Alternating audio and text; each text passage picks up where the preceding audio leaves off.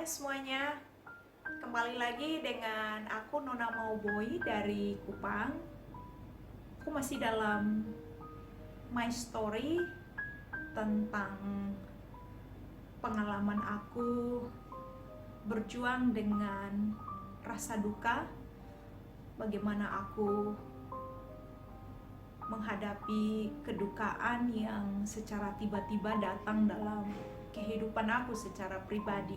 Di series kali ini aku ingin bercerita tentang apa yang aku lakukan untuk mengalami recovery atau pemulihan dari keterpurukan rasa duka yang aku hadapi.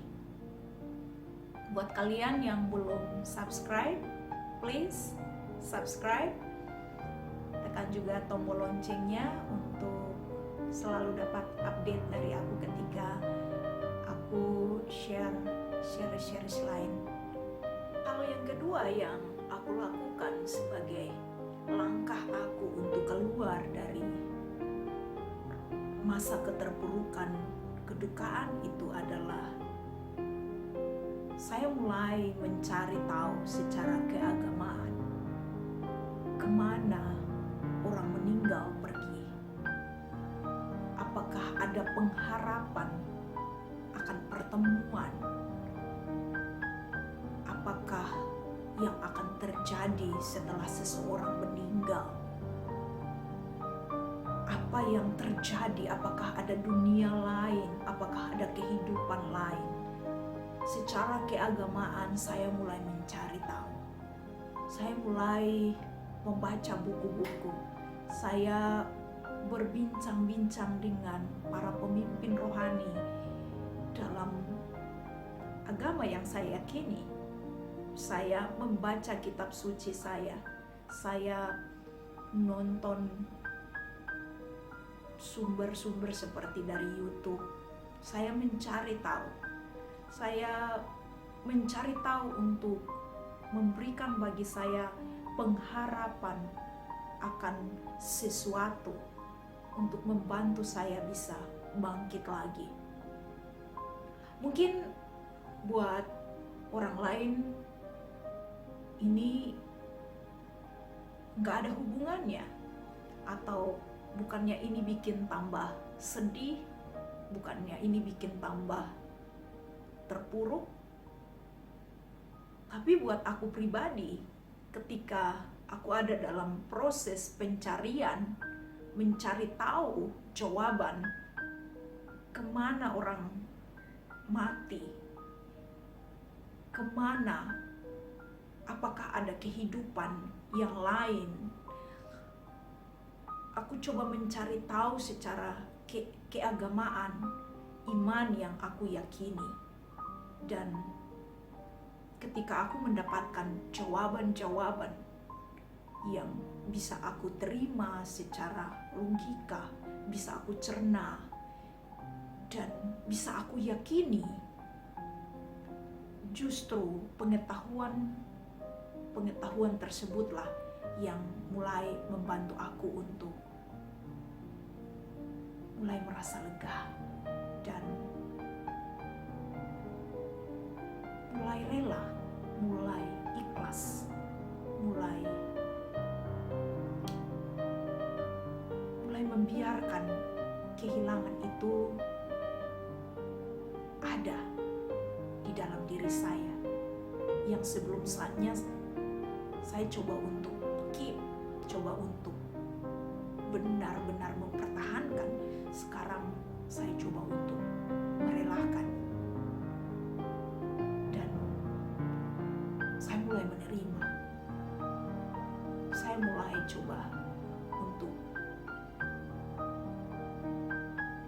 membuka diri untuk mempercayai sesuatu yang mungkin sebelumnya saya pernah dengar, pernah mempelajari, sudah tahu secara iman, tapi kali ini saya mengalaminya dan saya butuh tahu sekali lagi. Saya butuh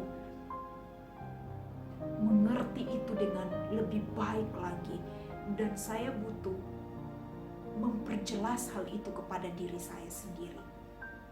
Jadi dalam pencaharian secara keagamaan itu membantu saya untuk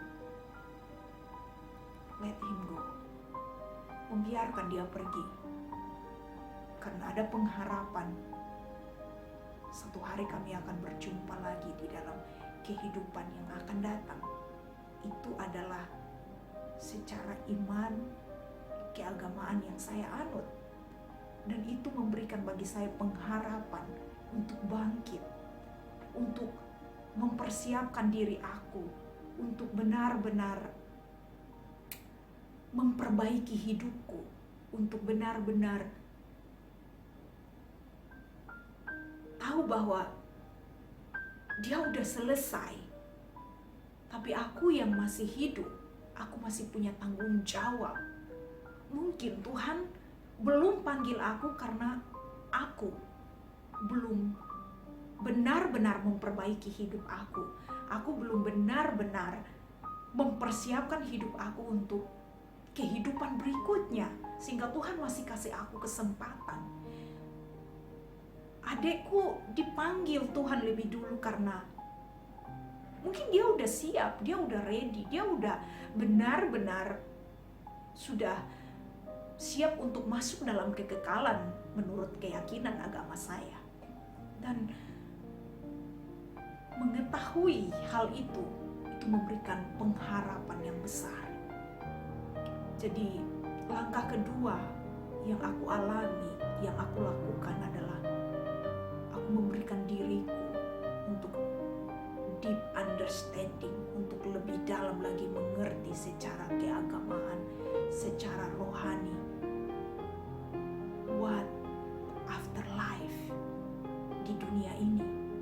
Apa yang terjadi setelah kehidupan yang di dunia? Apakah cukup hanya di dunia ini saja, ataukah memang benar ada kehidupan lain setelah di dunia ini? Kalau memang ada kehidupan yang lain, berarti aku harus mempersiapkan diri. Dan ini yang bikin aku bangkit. Ini yang bikin aku mulai kuat. Ini yang bikin aku mulai melakukan ibadah dengan kerinduan yang mendalam kepada Tuhan. Perlahan-lahan rasa marah yang ada dalam diri aku, sekali lagi aku bilang, gak mudah untuk melepaskan rasa marahku itu ke Tuhan. Gak mudah, itu proses berbulan. Tapi perlahan perasaan itu mulai terkikis. Perlahan mulai dia berkurang di dalam diri. Dan aku lebih kepada knowing myself again. Aku mulai lebih lihat ke kehidupan yang aku punya sekarang, kualitas kehidupan yang aku punya. Aku lebih kepada mulai merefleksikan diriku. Aku mulai mengkoreksi diriku sendiri. Dan ini proses perjalanan spiritual yang baru yang aku alami lagi. Sebelumnya aku begitu giat beribadah, aku begitu giat mencari Tuhan, aku begitu giat menyembah Tuhan, aku begitu giat melakukan hal itu. Tetapi peristiwa kedukaan menghadirkan perasaan marah ke Tuhan dan perasaan mempertanyakan Tuhan. Dan itu ketika aku mengambil keputusan untuk mencari tahu what after life di dunia ini, aku kemudian dibawa pada satu perjalanan spiritual yang baru.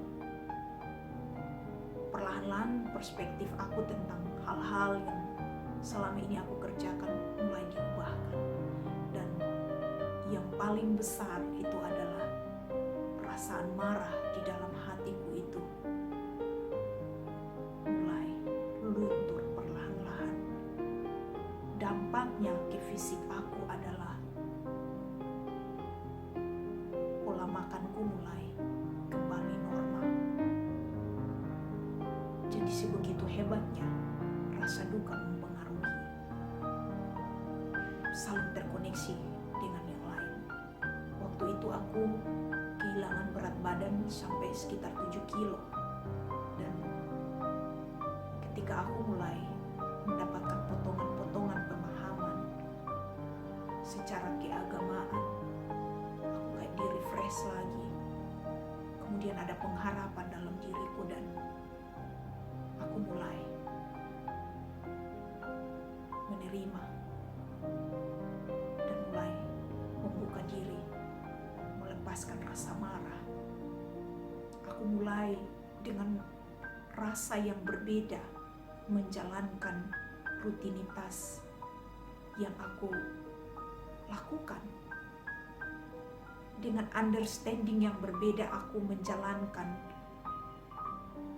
kehidupanku yang baru, dan terhadap ritual keagamaan yang biasa aku lakukan itu aku lakukan dengan pemahaman yang berbeda, dengan rasa yang berbeda, dengan cinta yang baru. Itu yang aku rasakan. Dan buat aku, care terhadap orang yang sedang ada dalam masa duka itu bukan karena sekedar berempati dengan apa yang mereka alami, apa yang baru saja mereka hadapi. Bukan hanya itu, tapi karena mereka benar-benar ada dalam situasi yang sangat sulit, termasuk di dalam hal iman mereka pun. Mereka sedang rentan untuk benar-benar bisa membelakangi Tuhan, untuk benar-benar bisa menyangkali Tuhan. Kita ada dalam posisi itu. Aku ngerasain itu. Aku menjadi mengerti kenapa orang ketika kehilangan orang yang dia cintai, dia memilih untuk tidak lagi beribadah kepada Tuhan. Dia memilih untuk tidak lagi percaya ke Tuhan. Aku mulai mengerti hal itu. Kenapa? Karena memang ada banyak pertanyaan yang Tuhan tidak akan berikan jawabannya pada masa itu. Itu proses. Dan aku bersyukur sama Tuhan. Setelah beberapa bulan pasca kematian adikku, aku mengambil keputusan untuk mencari tahu, untuk belajar lebih dalam, untuk memberikan diri aku secara pribadi penjelasan secara rohani. Dan itu membantu aku untuk bisa